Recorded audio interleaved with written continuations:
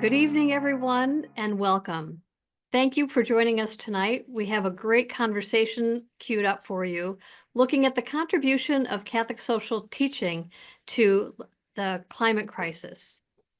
This is the second of 7 series of events, Envisioning a Livable Future, which we have organized to mark the 10th anniversary of Pope Francis's groundbreaking encyclical Laudato Si on care for our common home. For this series, we have 3 goals. The first is to raise ecological consciousness. The second, to draw attention to climate-forward initiatives. And third, to encourage personal and communal discernment as well as social action in responding to these times. So thank you again for joining us.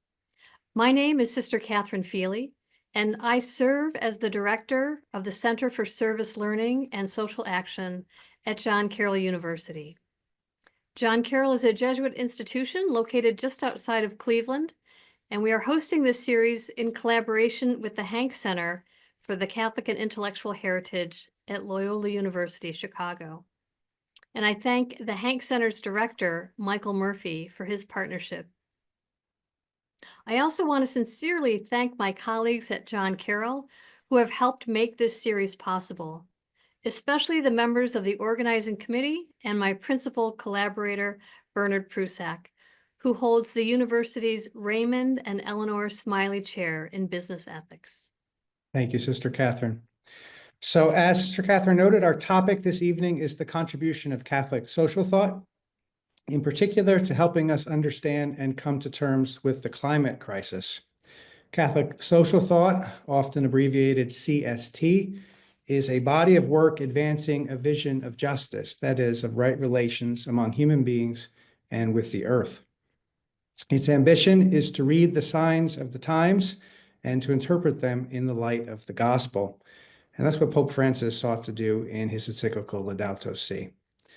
We have 4 panelists to help us think about, first, what Catholic social thought has contributed so far to our understanding of the climate crisis, and second, what are or ought to be the growing edges of the tradition. In order of presentation, Vince Miller is professor of theology at the University of Dayton, where he holds the Gudorf Chair in Catholic Theology and Culture. He is the author of multiple books and articles, as well as the editor of the volume, The Theological and Ecological Vision of Laudato Si. Emily Burke is the social media manager and young adult mobilization program assistant for the Catholic Climate Covenant, a national nonprofit based in Washington, D.C., working to inspire and equip people and institutions to care for creation. She's also, in her spare time, a PhD student at the University of Wisconsin-Madison, where she's studying Catholics and climate change activism through the lens of organizational sociology and social movements.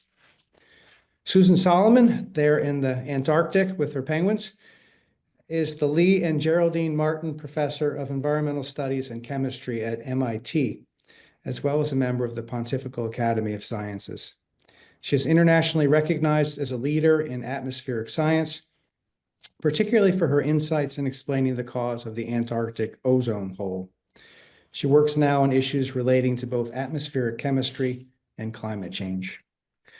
Last but not least, Ram Ramanathan is Distinguished Professor of Atmospheric and Climate Sciences at the Scripps Institution of Oceanography at the University of California, San Diego. He's been a member of the Pontifical Academy of Sciences for 20 years. He discovered the greenhouse effect of chlorofluorocarbons in 1975 and did groundbreaking research establishing that gases other than carbon dioxide are likewise a major contributor to planet warming. Please Google him and all our other panelists to learn a lot more, since there's a lot more about each person. So thanks again to each of you. So very quickly, before Sister Catherine and I go silent on you, here's the structure for our 75 minutes together until about 7:45 U.S. Eastern. Vince, Emily, Susan, and Ram each will speak for around 8 minutes or so. After each presentation, they'll have the opportunity to engage one another for around 5 minutes. That will take us likely to around 55 minutes, at which point we'll turn to Q&A from all of you. So please put your questions in the Q&A box there, more or less bottom right of your screen. And Sister Catherine and I will do our best to introduce your questions into the mix. So thanks again to all our audience for joining us, and many thanks to our panelists. We're really excited to hear from you. Vince, take it away. All right, thank you so much, Bernard.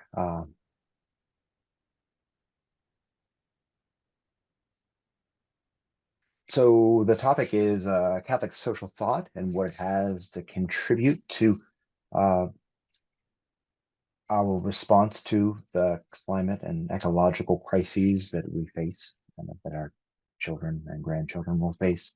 I wanted to focus in on two elements of Laudato Si. And these are the things that I think Laudato Si has added to Catholic social thought, and we could have a big conversation about what it builds upon, but I just wanted to focus right in on the new things. We hear a lot about ecological conversion. It's a very attractive element of Laudato Si, and I'd like to call attention to some of the details of it. We're familiar with the basic idea that we want to cultivate a loving awareness, that we're not disconnected from the rest of creatures, but joined in a splendid universal communion. As believers, we do not look at the world from without, but from within, conscious of the bonds with which the Father has linked us to all beings. I want to call attention to something that might go unnoticed here. Francis begins by saying that ecological conversion is based upon this notion that the teachings of the gospel have consequences for our way of thinking, feeling, and living. And we often jump right to the living part. And I want to call attention to the fact that he says that there are different ways of thinking that are involved, and ways of feeling. And I think this really lands us in the response in the moment we are right now. The big idea, the big new principle of Catholic social thought that's proposed by Laudato Si is this notion of integral ecology. And we often jump, like with ecological conversion, to the end, which is that it is a moral principle that values the relationships that constitute the community of creation, and encourages us to preserve, to respect, preserve, and heal those relationships. But I want to spend a little bit of time about where it comes from. It's based on a belief that creation reflects the relationality of its triune creator. It's a Trinitarian vision of the world. So this understanding that the world works that way. And it has within it a way of seeing that's attentive to ecological relationships. So let's look at these in a little bit more detail. So the notion that it's based on the Trinity. I encourage all of you to really reflect on paragraph 220, which in some ways is the spiritual heart of the encyclical. The divine persons are subsistent relations, and the world created according to the divine model is a web of relationships. So this is the spiritual belief that undergirds all of this, and that's fine, right? To believe in the Trinity and believe the world reflects that, but how might we know that? And so what's developed from that is this way of seeing that's attentive to these relationships. Creatures tend towards God, and it is in turn proper to every living being to tend towards other things, so that throughout the universe we can find any number of constant and secretly interwoven relationships. So I want to really foreground this notion of a way of seeing, of attentiveness, as something that Laudato Si is proposing to us as a form of transformation. I think I find that in my life and in my experience with others that we're not often transformed by invocations of oughts, right? That we ought to care. We're transformed because we see someone else's eye, we see their suffering, we understand their predicament. And so integral ecology is very much about opening our eyes to the rest of the world. As I said, it was both seeing and feeling, and it's worth just going through some elements of Laudato Si to think about this. Pope Francis speaks of a gaze of serene attentiveness that's attentive to relationships and interconnection. I remember going to work at a research center, an interdisciplinary research center in an experimental forest, the H.J. Andrews Forest. And this is a place of science, not a place of religion. And I shared parts of Laudato Si with some of the researchers there. And one researcher who had devoted his entire life to the forest and was not a particularly religious person at all found that phrase and said, yes, that's exactly it. That's what I want my science to do. That's what I want to do with everything that I'm trying to do in the forest, is to be serenely attentive to the beauty and the wonder and the fragility of these ecosystems. So serene attentiveness can be a way of thinking about how we relate to science, how the Catholic Church is really trying to call our attention to the science. And a key part of this is climate change, the atmospheric and geochemical changes that are going on, even the temperature averages are going on, right? These are not directly accessible to our direct perception, right? So we need science to broaden our gaze, to help us understand these changes that are happening on spatial and time scales that are hard for us to perceive, although more and more extreme weather events make that very clear that it breaks into our perception. The second is affection. So in addition to the intellect is affection, and the encyclical really holds up St. Francis as the model of this, who saw each and every creature united to him by bonds of affection, right? Brother, sun, and sister, moon, that intimacy there, that love. And I think in the polarized world where this issue has been polarized intentionally, right? This is a way to really speak to people who might not be sympathetic, right? That they see the beauty of the world, they see the wonder of the creatures around them. They may have parts of the world that they're deeply united with, and to honor that and use that as a doorway for perception and transformation. And finally, an aspect of this that is equally important and one that we tend to overlook, and I think that Catholicism has a lot to offer to the rest of the world on this front, is that pain is part of this. Very early in the encyclical begins with this notion of becoming painfully aware. This isn't just information or curiosity, right? It's awareness that involves our emotions. Become painfully aware, and to dare to turn what is happening to the world into our own personal suffering, and thus to discover what each of us can do about it.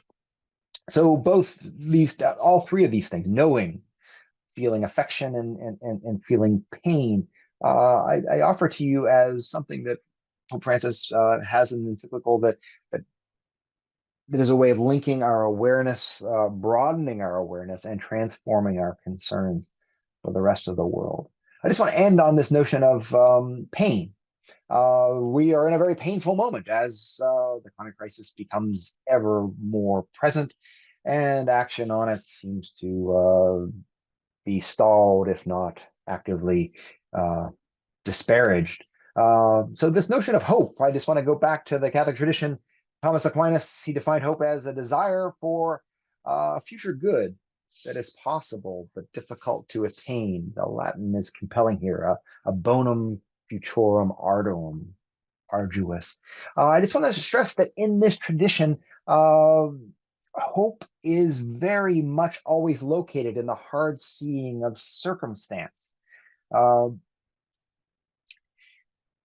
We're always balanced between presumption and despair, assuming it's going to work out, and seeing the harsh reality of it, and fearing that there's no possible path forward. Hope is located right there between those two temptations.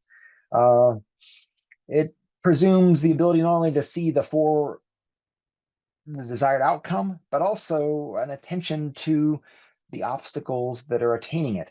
And thus hope is united in this tradition with hard seeing, with open eyes, with awareness of the difficult truth of our circumstance. So my time is up. I'll stop there and hand it on.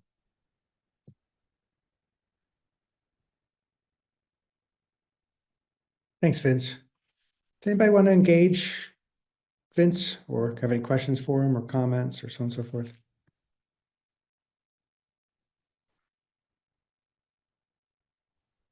I have something just small, Vince, that maybe you may be able to sort of flesh this out better. But I was hoping you could kind of trace this pain to hope to action, um, Yeah. sort of continuum.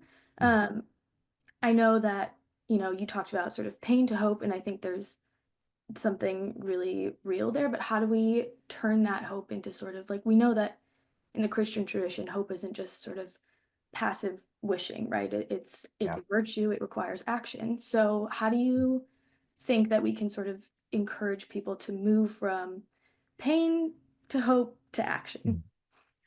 Yeah, that's a great question, and a profound one. I suppose the main thing I would want to say there is this, that uh, I'm really stressing that there's not a dichotomy between pain and hope, right? And so that definition that I brought up there, that it's working for a good, right? So where one finds oneself in difficult circumstances and amidst loss, amidst a crisis. And hope is about recognizing that crisis, but always immediately reaching out to what I can do. Uh, I think the Christian tradition, with the notion of the Paschal mystery, that loving action is often through pain and through sacrifice. Uh, so when we're in moments that are devastating and demoralizing profoundly, right there, that hope can still live right there, right amidst that mourning. That's so, yes, things are very bad, and take that in, and what is the next step forward, and allow the pain to be part of the circumstance. You don't need to shut it off, right? So let it in and keep walking.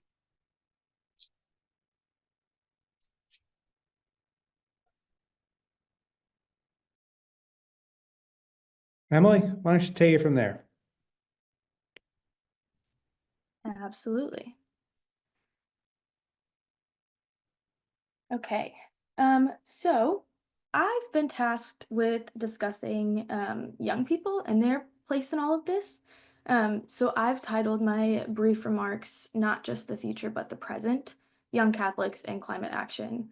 I think often when we consider young people and future generations in conversations of climate change, we think very far in the future, right? So I'd like to make the case for sort of centering young people and their priorities in the present as we think about sort of the growing edges of Catholic social thought and ensuring a livable future. So I'm going to start with the sign of the times. I think young people care really deeply about the climate crisis, about climate change. But polls consistently sort of show that younger generations, especially Gen Z, rank climate change as one of their top moral and political concerns, things like that. But yet, trust in institutions, including religious ones, is declining. I think that's sort of the reality that we're looking at today. Many young people, including Catholics, feel that sort of traditional institutions, whether that's government, corporations, or the church, are not acting with the urgency that the climate crisis demands. I think another sign of the times is a sort of institutional inertia in the face of an accelerating crisis. Um, I think it's no secret to anyone on this webinar that the climate crisis is happening now, right? And if you attended sort of the first session in this series, you heard more of the concretes of that. Yet Catholic institutions are moving slowly. While Laudato Si and Laudate Deum provide a really strong moral foundation for climate action, the institutional response has been really uneven. There's, of course, some standout dioceses, universities, lay groups that are sort of leading the way. But many across our church in the US remain really passive or altogether silent. And young people see this gap. They recognize that the church's teaching on the environment is powerful. Surveys have showed that young Catholics are more aware of Laudato Si than their older Catholic counterparts. But they also notice that this isn't put into action on behalf of the church itself. So I'm going to make the case that this is sort of a critical crossroads for Catholic social thought. Many assume that young people, particularly those who have left the church or consider themselves in some way Catholic adjacent, right? That relationship can be kind of complicated, need to be in some ways activated or invigorated. But I'm going to make the case for sort of starting from the assumption that most young people, Catholic or not, know about the world already and already sort of capable of leading. So Pope Francis has really recognized that and given a platform to those ideas. He said in Laudato Si that young people demand change. He said he asks young people to be protagonists of transformation, sort of continue to fight apathy and offer a Christian response to the social and political troubles emerging in different parts of the world. So this idea that young people already know that these problems exist and have the tools to respond, it's just sort of the platform or like the microphone to do so. I've found myself in a lot of conversations where I get the question, how can we reach young people? How can we bring young Catholics into the fold, things like that. And a lot of conversations conclude with some sense of, we just need to meet young people where they're at. And in practice, that means, trying to make the church more engaging for young people, reaching out on social media, putting on specific events, things like that, offering environmental programs while avoiding like bold institutional action. And what I think that young people really want is a church that takes its own teachings seriously. So the real issue is not that young people don't care about faith. It's not that they've lost faith or don't see faith communities as acting courageous, or they just don't see faith communities as acting courageous on the issues that matter to them. So I propose a sort of imagination shift. I think the wrong question that a lot of people have been asking over and over again and struggling to parse through is how can we get young people to come back or to re-engage with the church? While that's like a valid question and concern, right? I think a better question and sort of a shift that we can look towards is what would the church look like if we took young people's concerns as seriously as they do?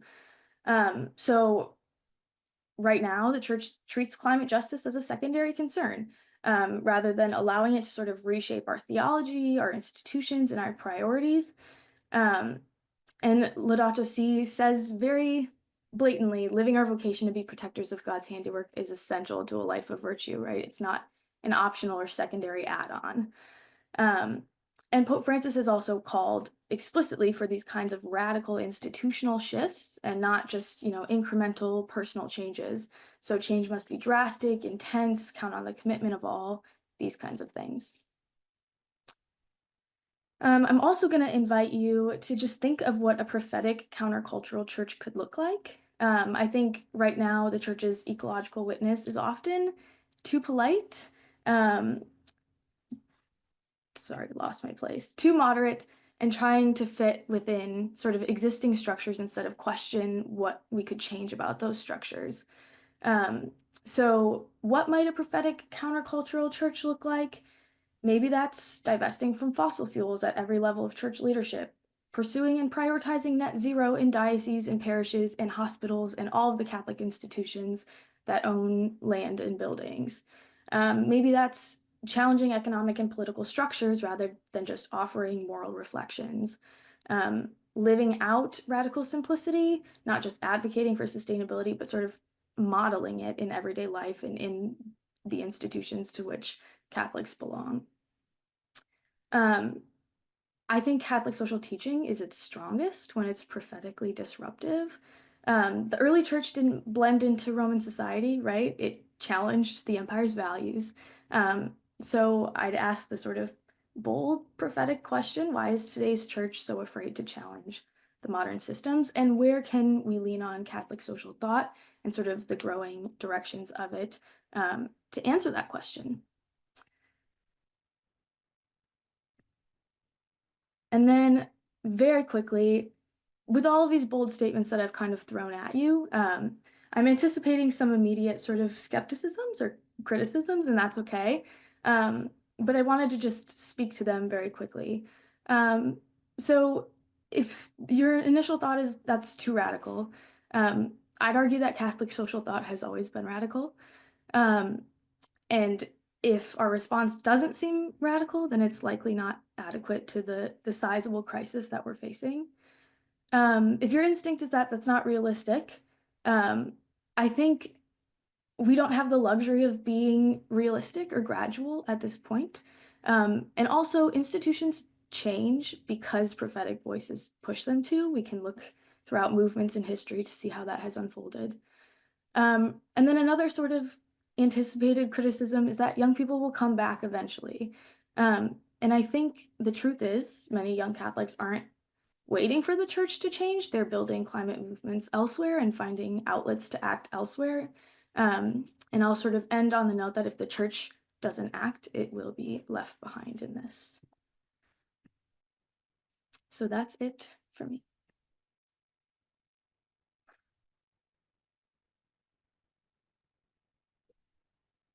Thank you. Susan, you need to unmute.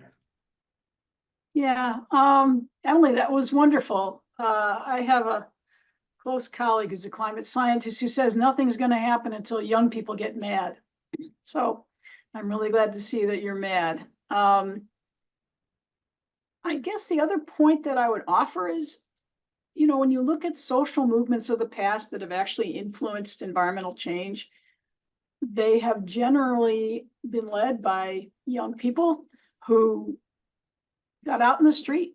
You know, it was a social movement that brought us, for example, Earth Day, where 20 million Americans ended up in the streets. That number has never been equaled. It's an incredible feat.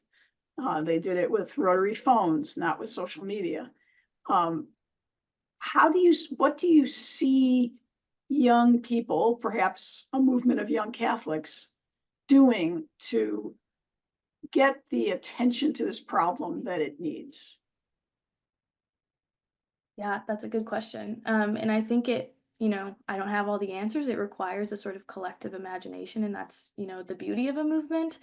But really, in my work, I've focused on the potential of the Catholic Church as a moral authority, as a worldwide institution, but also a huge institution in the US to act, like, to make tangible change on climate, whether that was, you know, their buildings, their teachings, whatever. And that potential just hasn't been activated. So in my mind, sort of the ideal movement of young people, particularly young Catholics or Catholic adjacent folks, would be pushing US bishops to make decisions in their diocese that have sort of tangible effects, like going net zero in a diocese, or leaning on renewable energy in some other way. Because in the US, the Catholic Church owns over 100,000 buildings. That's a lot of buildings. That's a lot of land. And so, like, it's not insignificant that if there were to be this sort of shift, that the church could be a leader and could be in headlines and things like that. And for young people to sort of do that pushing, to meet with their bishops, to, you know, hold prayer vigils outside of chanceries, things like that, I think that could be significant.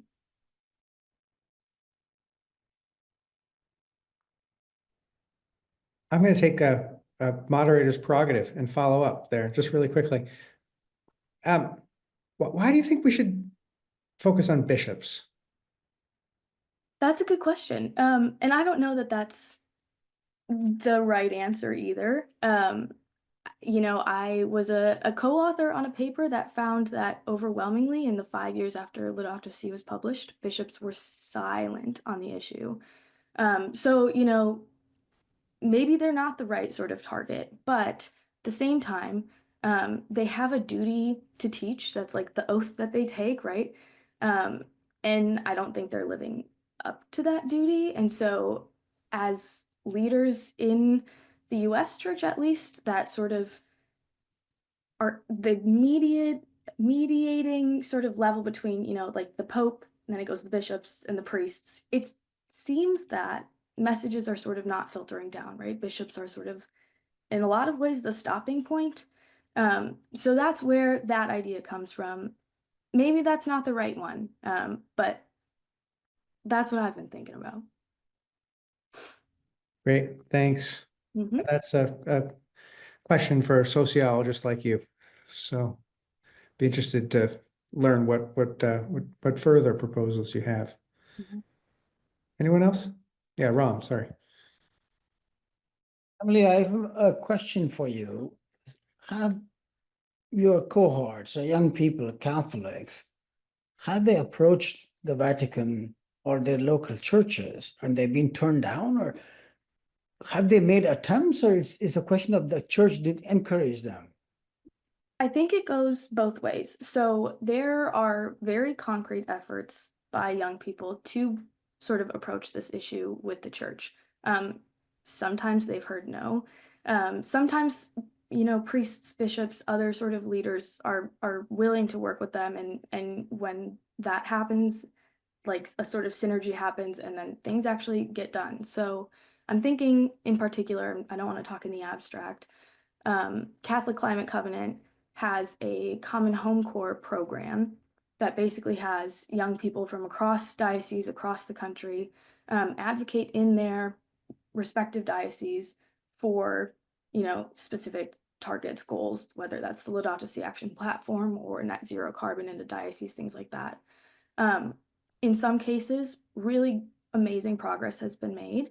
In other cases, they've just hit sort of closed door after ignored email, after, refused meeting and things like that. So it's a reality that's happening.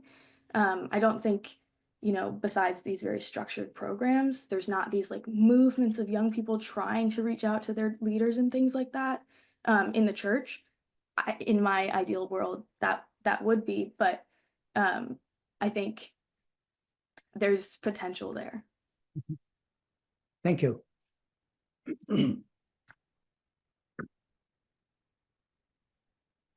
Great. I think we're over to you, Susan.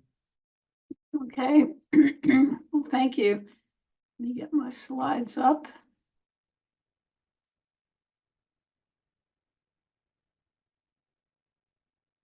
Assume you can see that. I have been really very fortunate in my life to have traveled around the world studying climate and studying ozone. As you can see by the smile on my face in that picture, there's probably nothing that makes me happier than being in the outdoors with some incredible animals. So I'm going to give you a short but very personal summary of what I view Laudato Si as being about and its significance to me as a non-Catholic. My work in climate science has led me very much to the opinion that science is part of how we as humans are stewards of the earth, and certainly that resonates with what Pope Francis had to say. I think it's significant that he titled the document as he did, that he talked about care for our common home being a fundamental part of Laudato Si. He made clear he was addressing every person living on this planet. And he referred to the idea that human development has a moral character, concern for people, but also for the world around us. And of course, as we know, it was signed in May of 2015 as a prelude really to the Paris Agreement, bringing Catholic thought into the process that led to the, in my opinion, really still quite important Paris Agreement. Pope Francis was one of 3 popes that have visited synagogues, and they all did it in my lifetime. And he really took pains in the encyclical to say that he wanted to enter into a dialogue with all people about our common home. And to me, where the resonance between Laudato Si and Judaism is the concept of what we call tikkun olam, which means repairing the world. It refers to the human responsibility for fixing what's wrong with the world. And for me, that's largely environmental, because that's where I've put most of my efforts, but it's often more generally applied for social justice. Extra protection for the disadvantaged is fundamental to the writing of Tikkun Olam. And it's also fundamental to Laudato Si. So it's really interesting to see that resonance. One chapter of Laudato Si is devoted to the gospel of creation and the light of faith. the duty to nature and the welfare of others, the sense of deep communion with the rest of nature and with the rest of people. The fact that he devoted so much attention to the issue of pollution, waste, and what he used the words throwaway culture. So certainly he exhorted people to be more careful as consumers. He was very, very, very clear that one of the big problems is nature being viewed as a source of profit. We've exploited nature to the point where she's at the breaking point, in my opinion. And he amplified on that, talking about its serious consequences for society. Whoops, I think I skipped. He also talked about the special issue of social justice and environmental justice. Even in our country, which is relatively advanced, we have places where there are serious problems with social justice. I mean, certainly, the area of the Mississippi River between New Orleans and Baton Rouge is a horrible, horrible place where there are 100 petrochemical facilities. So people there talk about its location as being Cancer Alley.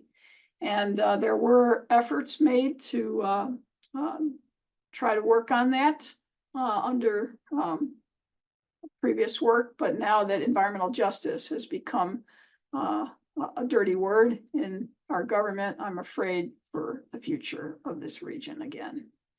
Pope Francis talked about climate change having environmental, social, economic, political, and other issues, and that its worst impact would be felt by developing countries. So he was quite concerned about the disproportionate vulnerability of people who just can't adapt to climate change. Of course, it also hits people who are wealthy, as it did a few weeks ago in Los Angeles. Certainly, there's good evidence that there is some contribution of climate change to the severity of the fires in Altadena. It probably wouldn't, we can't say that it wouldn't have happened. I'm not saying it wouldn't have happened without climate change, but its probability and its severity were worse because of climate change. So it happens to us too. But certainly the most vulnerable people, and this is a vulnerability index developed by Notre Dame University, the most vulnerable people are these people in the red zones here. They are at the highest risk and they have the least ability to adapt. The kinds of things that they are having thrown at them include water scarcity. And Pope Francis talks about the fact that access to clean water is a fundamental right of all people. He talks about the problems of biodiversity and extinction and the decrease in fisheries associated with climate change. I have to tell you that when Laudato Si came out, I was that morning, I read it cover to cover. I mean, I just couldn't put it down.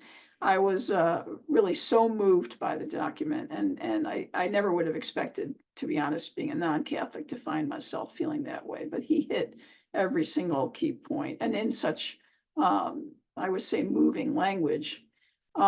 This is just a picture of a farmer in a rice paddy field, which obviously doesn't have enough water to support the rice. So water scarcity affects people in massive ways, and it's becoming much more widespread. It's I think one of the biggest problems associated with climate change. There's also the extinction risk, and there you can look at every range of type of animal and see that in the future, if we don't slow climate change, we'll be responsible for a mass extinction that rivals the period when the dinosaurs became extinct. So I really was profoundly moved by language like this in the document to integrate questions of justice. We can talk about it. We should talk about it, to hear both the cry of the earth and the cry of the poor. Pope Francis also talked about our current society. He talked about the fact that we are living in sort of a technocratic paradigm, in his words, that the power that we have, this incredible power to build things like atomic bombs, and to build AI, and to pick apart the DNA.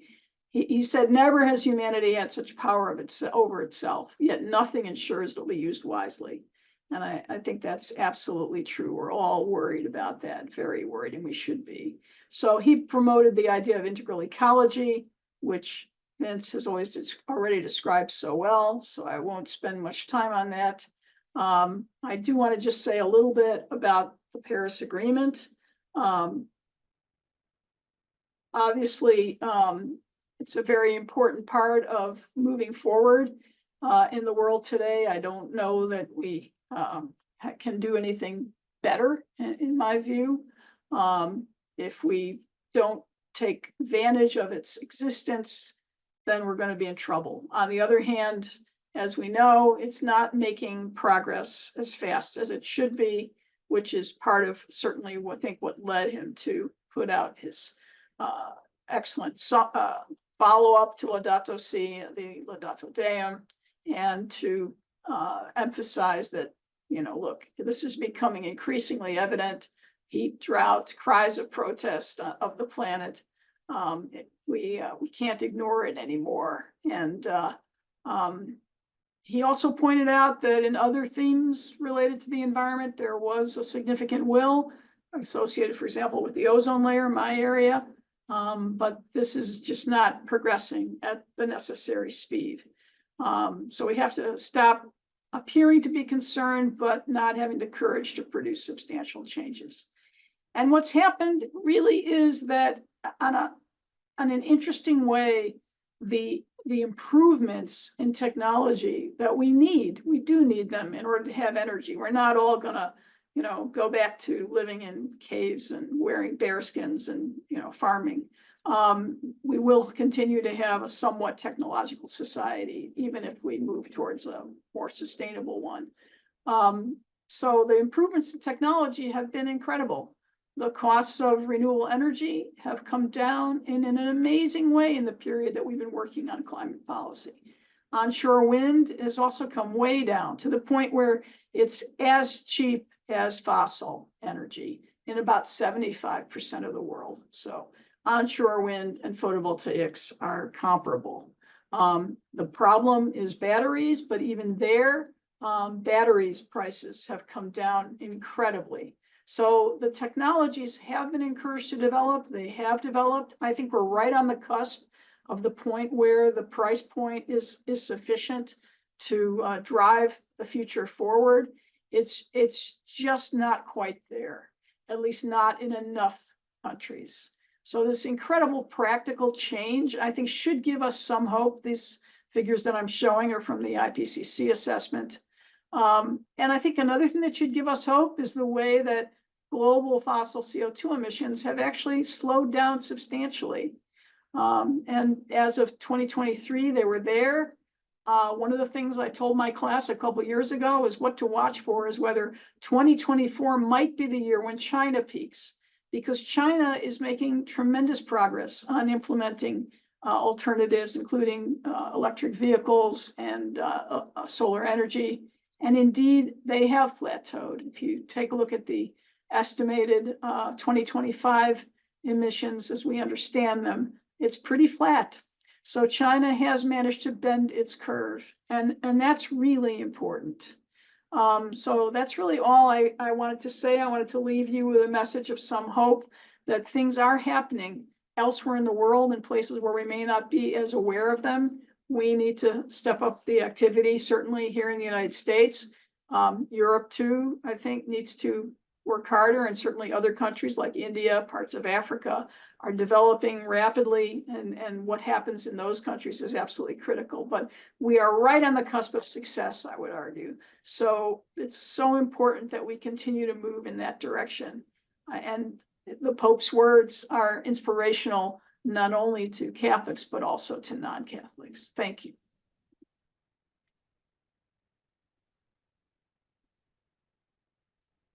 Thank you, Susan. Does anybody want to engage? Susan?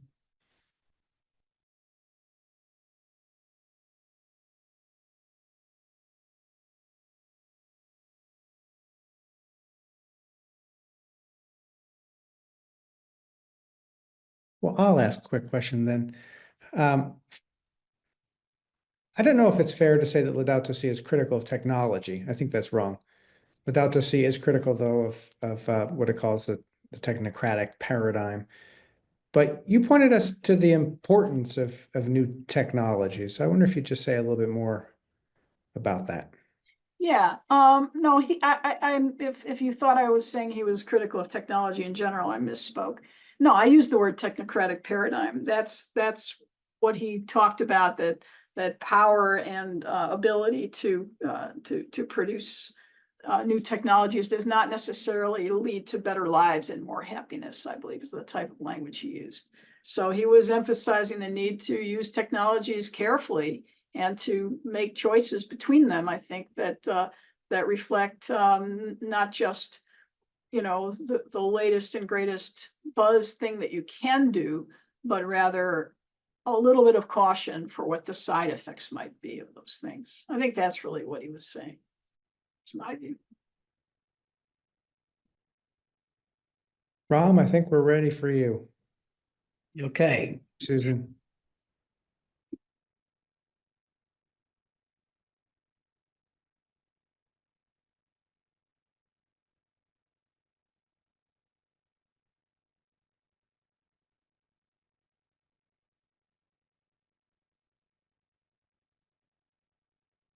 are we on the slideshow mode, Bernard? Yes. But I think I just want to follow up from where Susan left. The first thing I want to mention is just something we already know. It's obvious. Climate change is not something in the future. It's happening now. And we in California, I live in San Diego, a few hours from Los Angeles. I think as of 2025, climate change has moved into all of our living rooms. And I predicted this 5 years ago that it'll happen in 2030. I was off by 5 years. I personally know several who lost their homes, just totally wiped out. And my wife and I, we had to evacuate our house because the fire came to within 3 miles of our house. Fortunately, before we left our street, the warning chain that contained the fire. So that's what I meant by saying it's in all of our living rooms, at least in California and many parts of the world. And we have been trying the last 30 years, scientists and policymakers, governments, to bend that emissions curve. You saw how it was going up and up and up in Susan Solomon's curve.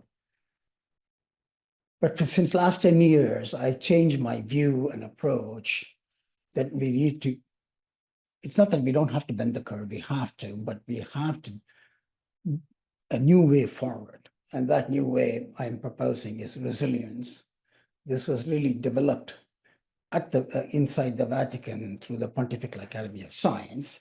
So I'm going to touch base on that quickly, but Bernard asked me to go back in my talk. So I'm going to go back 50 years ago. That's, I was one of those topless kids. I spent the first 12 years of my life in a small village. And I went back there when I turned 60. What caught my attention, they have no access to any of the technology. My village has still not discovered fossil fuels. But those kids were as happy as any of the kids I know anywhere in the world. So why did that topless kid come to America? My only dream and hope, definitely not to do science or climate change science.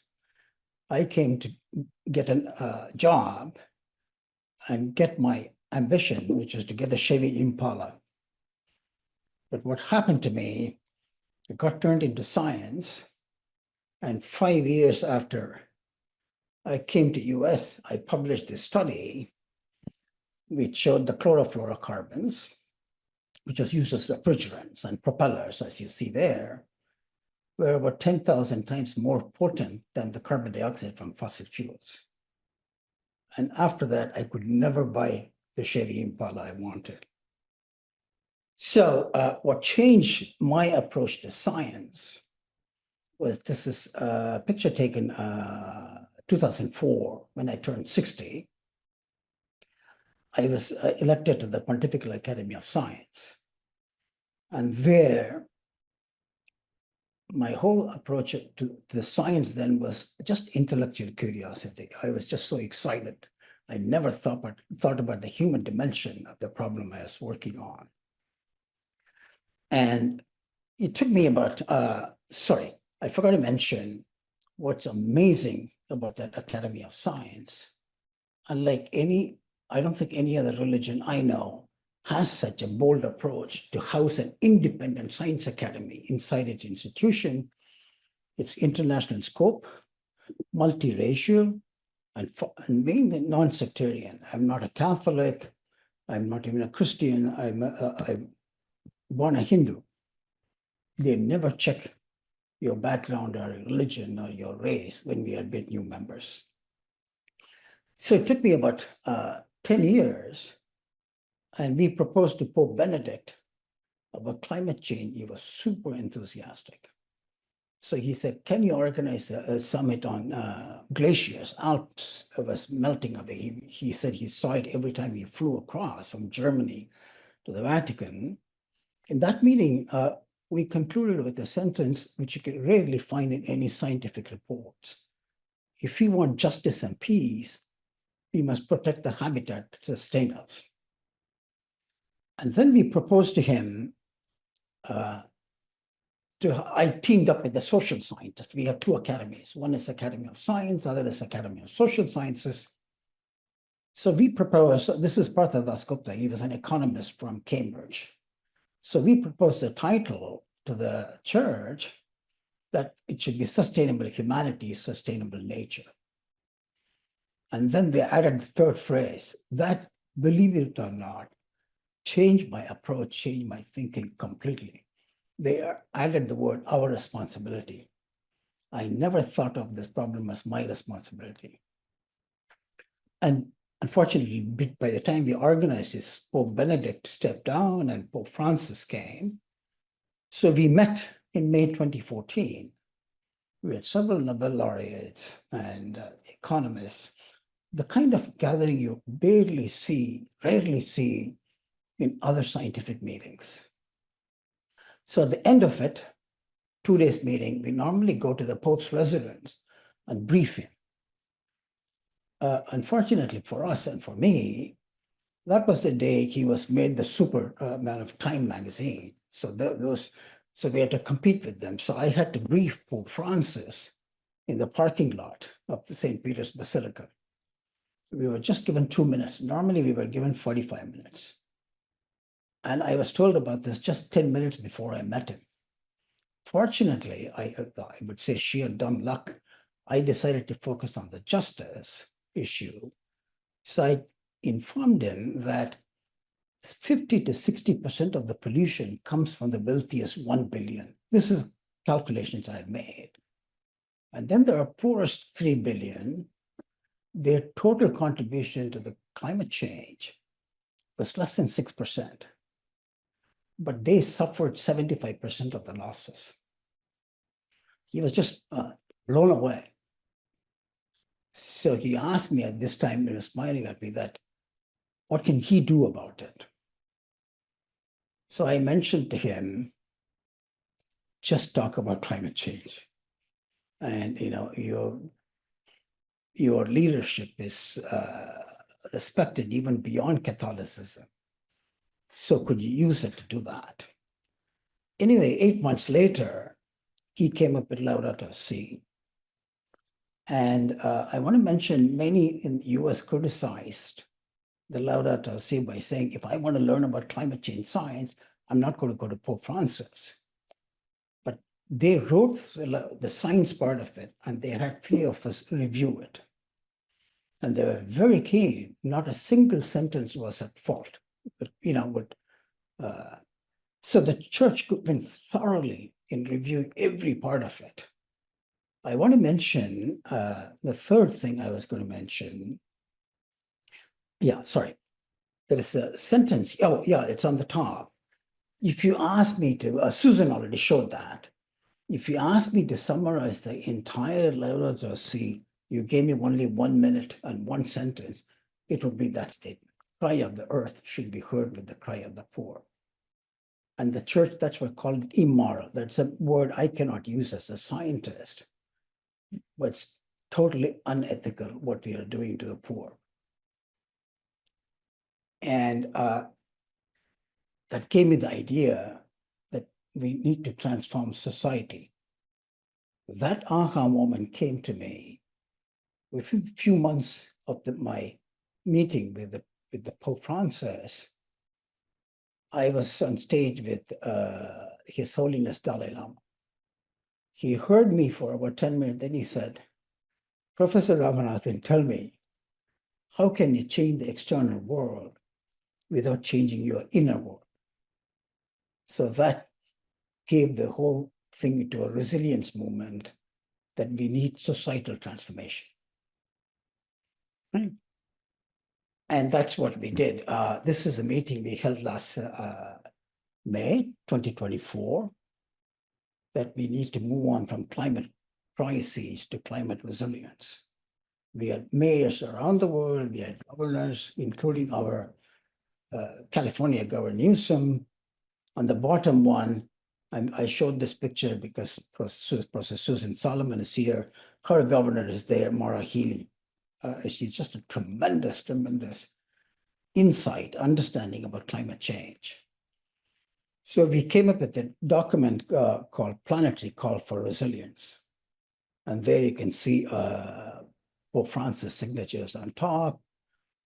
And the whole idea behind our meeting was, we need to move climate actions at the local level, at the level of a mayor and governors. When we had fires here in San Diego, Los Angeles, it's not that the presidents came and addressed it, it's the mayors. So we need to bring him into the fore under the climate resilience movement. So that's where I wanted to leave. And I think the concluding statement I want to make, you can ask, what is resilience? We said resilience should stand on 3 pillars. First, mitigation, to reduce the climate risks. If we don't mitigate, it'll go far beyond our capacity to adapt. So don't get me wrong, resilience normally means adaptation, but we brought in mitigation. The second pillar is adaptation, adapt to unavoidable changes. We said the third is societal transformation. It includes a combination of environmental literacy all the way from kindergarten to senior citizens, behavioral change, all practical solutions.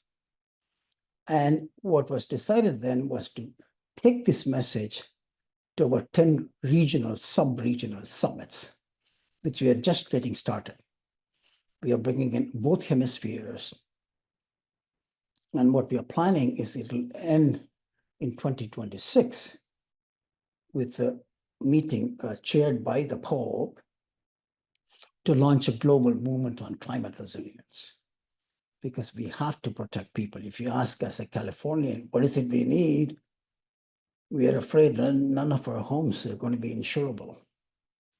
And we're afraid the poor who are homeless won't be able to survive outside.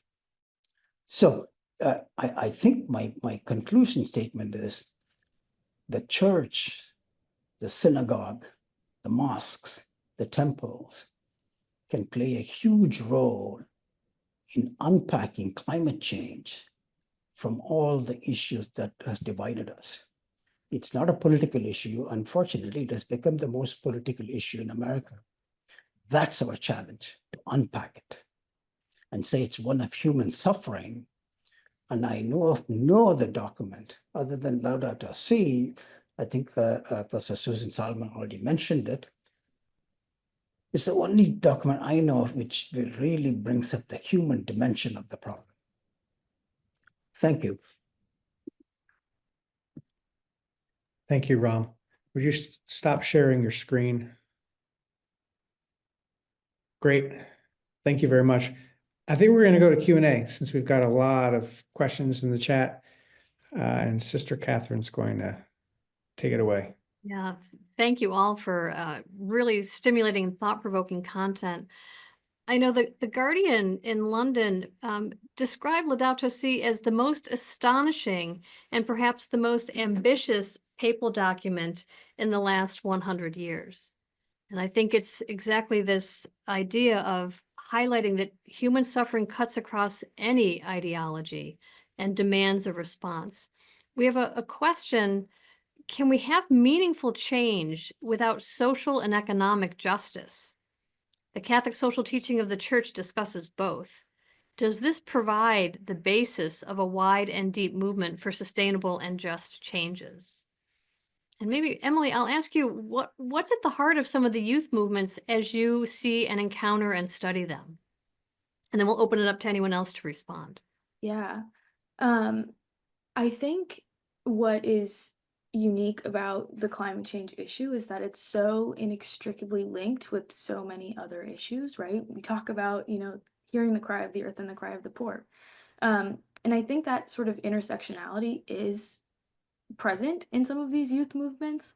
I think young people perhaps see in a lot of ways, maybe it's because of social media, maybe it's because of, a variety of factors, but they see how the climate change issue is so connected to issues of, racial justice and economic justice and all of these other sort of areas of social life.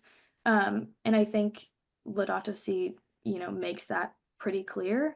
And so those who engage with Laudato Si see that and see that sort of inextricable relationship. I'd like to chime in just to say that right now, the idea of environmental justice and climate justice is somewhat under attack. And I think that the role of Catholic thought in defending it and explaining why it really matters and invoking the wisdom of the Pope in this could be very influential. I mean, I'd like to see a lot more of that.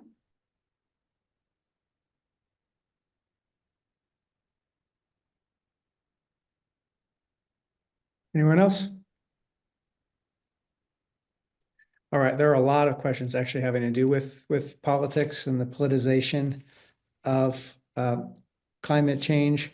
I'll ask one, drawing from the questions. Climate change has become coded blue or liberal or progressive. What can CST do about that? Vince, I'm going to throw that to you. You're muted, or we can't hear you anyway.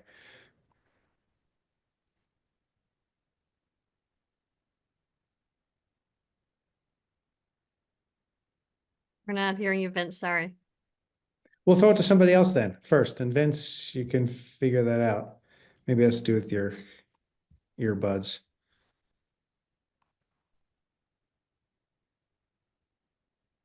Emily, I'm throwing it to you. Yeah, I can start and maybe Vince can jump in if he gets his sound back. I think climate change has been caught up in the politicization and polarization of our society. And I think that plays a huge role in why the church has been hesitant to sort of engage in it. And I think in terms of like how to bridge that and how to work around that or work through that, harkening back to my last answer, climate change is so intersectional and, is related to so many other issues. And so there are ways that, you can frame climate change in terms of other issues that, those on the right might care about, or Catholics who, are afraid of sort of polarization or politicization, but know like they can speak to things in more sort of moral or Catholic language. You can talk about how climate change is a pro-life issue. You can talk about, how, future generations are implicated in it. And, there's a lot of sort of ways that you can paint it as a very moral issue, because it is, right? It threatens the life and dignity of people across the globe. It affects most immediately and most severely those who are already the most vulnerable. So, there's a lot of ways you can sort of frame it or phrase it to sort of try and get around that, I think. Thanks. Vince, can you speak? Can you hear me? Yes. All right, fantastic. Yeah, I don't think I I think climate change has been coded blue, but Catholic social thought. We live in a world that where people have begun to just sort everything out well, there where it's been achieved that everything is sorted out politically and people approach their religious traditions that way. I think the theological and spiritual depths of Catholic social thought are one way to do that, right? These aren't simply a set of principles we have, but they're rooted in the Trinity. They're rooted in God as the creator of the universe. They're rooted in the incarnation. They're rooted in our sacramental system. Whether we're talking about, care for people seeking asylum, or we're talking about care for the other creatures with whom we share this world, to really show those spiritual depths. And so I think one of the things we can do in the church is make those deeper connections. The other thing that I try to get at with what I emphasize in terms of ways of seeing is to begin with the things people value, right? So are there places, are there creatures, are there trees, are there mountains, are there ecosystems that are important to them? Are there, so before we get to the morality, before we get to the politics, fill in the sacramental and incarnational roots of Catholic social thought, and fill in the ways in which people relate to creation and nature, and allow them to express their wonder and grief without immediately moralizing it. But we're in a polarized situation that didn't start yesterday. It's the intentional work of 40 or 50 years, and we have a lot of work to get out of it. Thanks. Catherine, did you want to go next? Sure. Vince, let me just follow up a little bit and ask you about the document itself in terms of what it lends to the way the church is thinking about this issue and hopefully acting around this issue, as we heard Emily really challenge last, what is prophetically disruptive mean? But my question, how does the style of Laudato Si in terms of its tone and structure, its use of both theological sources and scientific ones, how does it contribute to the impact that it's having as both a religious document and as a social document? And maybe it's a political document, but hopefully it's much more social to mobilize a response. What are you seeing in terms of tone and structure that you haven't seen before?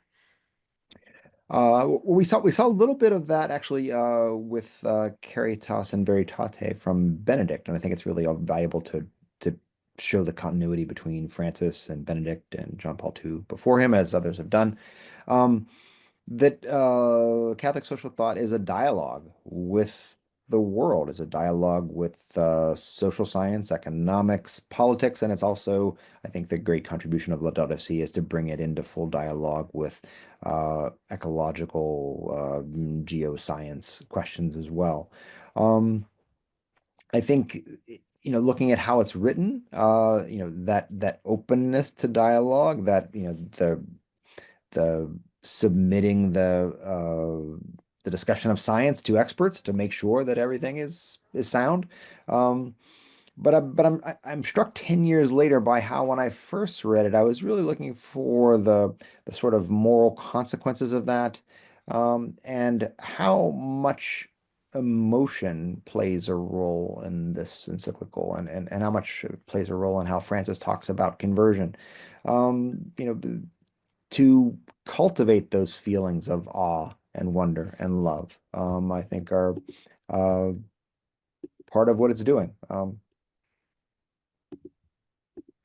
Thank you. And then maybe I'll follow up with Susan. You said that when you first saw it come out, you read it from start to finish nonstop. What captured your imagination in this document that really got your attention? I was simply amazed to see the Pope making such statements with such strong feeling, such emotion behind them. Clearly, this is an issue that he cares very deeply about.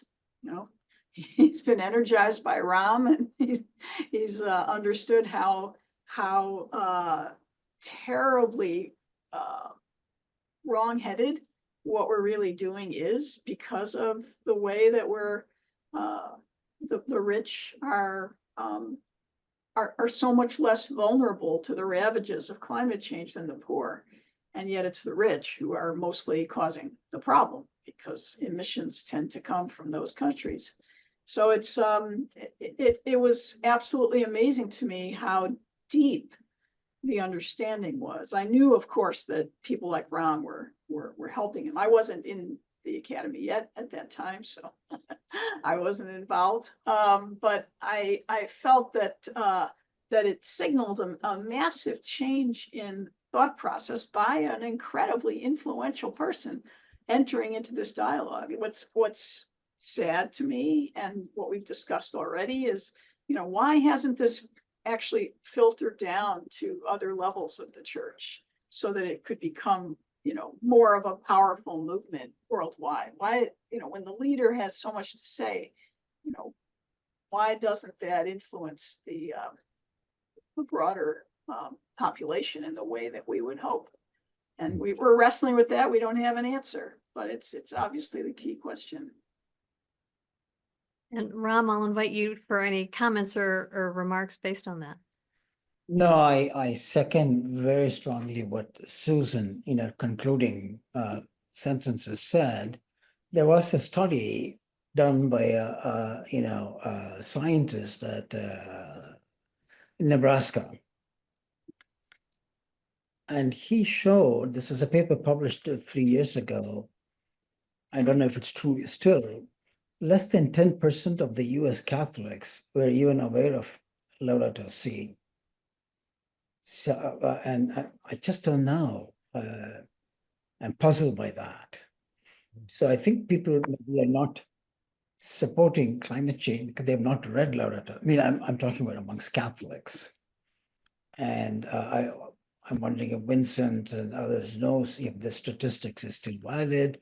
It's become more widely read now in the last 3 years. Yeah, I'll defer to Emily on that question, who was involved in that research. Yeah. Oh, Yeah.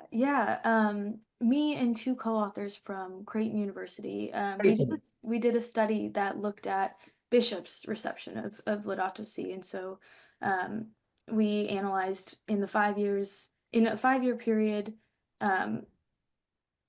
like in bishops' written communication, which was a media where they were communicating with the people in their diocese about, social issues. They talked lots about abortion, lots about immigration, other issues as well. But less than 1% of those columns even mentioned climate change. And that's, in the immediate time that Laudato Si was published. So it's not filtering down, and when bishops aren't engaging, then priests aren't engaging, and then it's not sort of become woven into the tapestry of what Catholics are hearing when they go to mass and things like that. So yeah, it's I think a 2024 study by CARA, the Center for Applied Research in the Apostolate of Georgetown, they found that I think it was like 30 some percent of Catholics were familiar with Laudato Si. So it's not filtered down, and people aren't sort of appreciating it for what it is, which is, obviously frustrating as someone who wants to see it sort of widespread and see it enacted. So yeah. We're not going to end with that note. So we've got 2 to 3 minutes to go.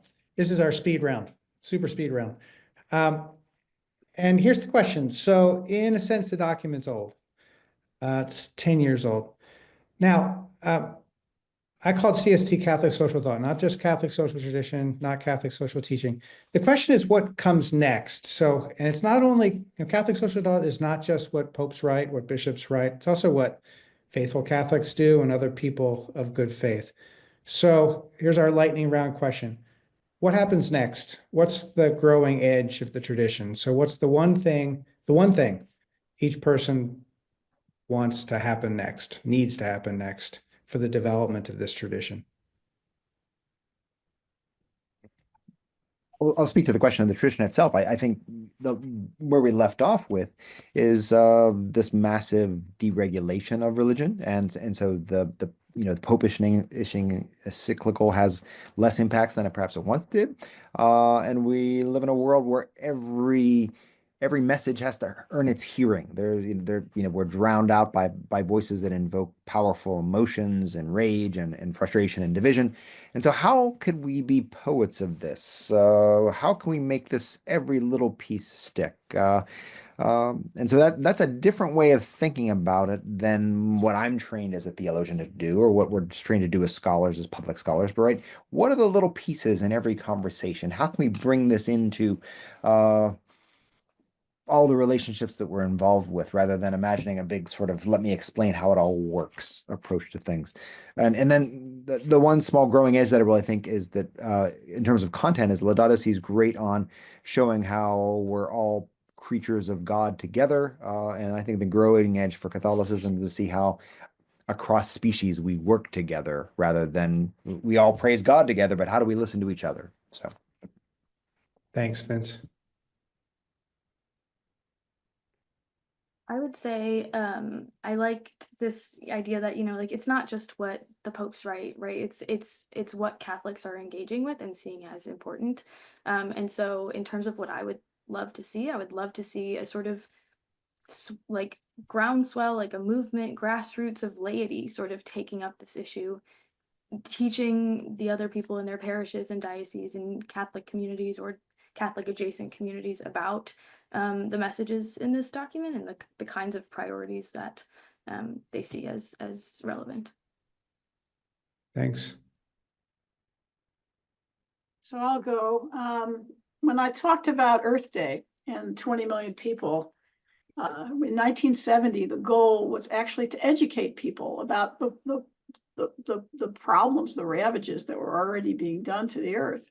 And they managed to get those people to come to workshops. It wasn't all about being in the street, but to a substantial degree, it also was about picking up signs, being in the street, going to places to demonstrate, to make clear how strongly they felt, but also education. I would love to see the world have a Laudato Si day. How would you frame it? Maybe around the next Earth Day, maybe around the Pope's next birthday. I don't know, but get a response on the scale of Earth Day going around Laudato Si. Emily, you and your friends can do it. That's what I mean by nothing will happen until young people get mad. They're going to have to get mad enough to get out there and do stuff. Ron, you have the last word.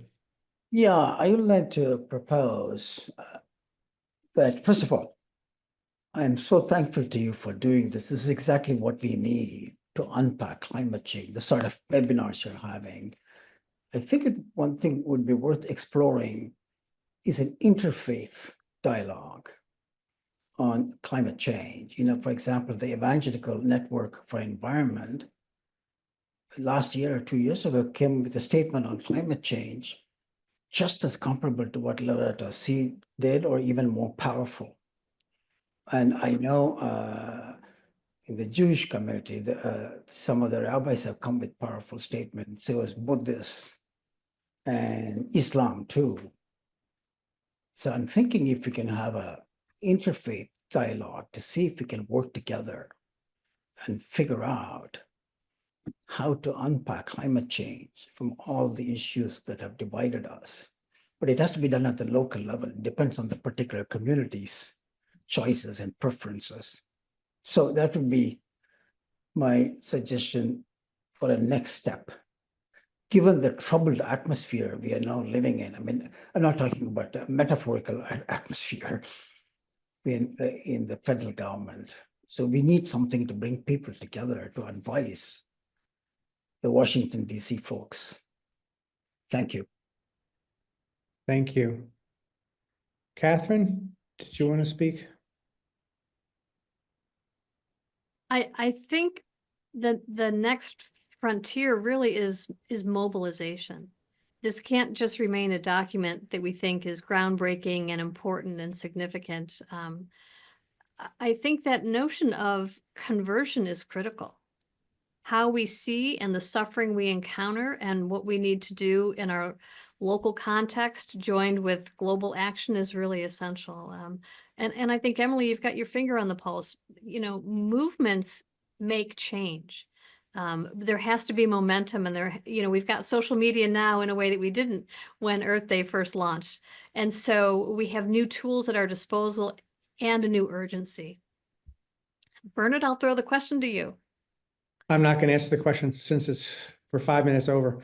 I am going to thank our panelists very heartily, and I'm going to thank everybody who's stuck around for our 5 extra minutes.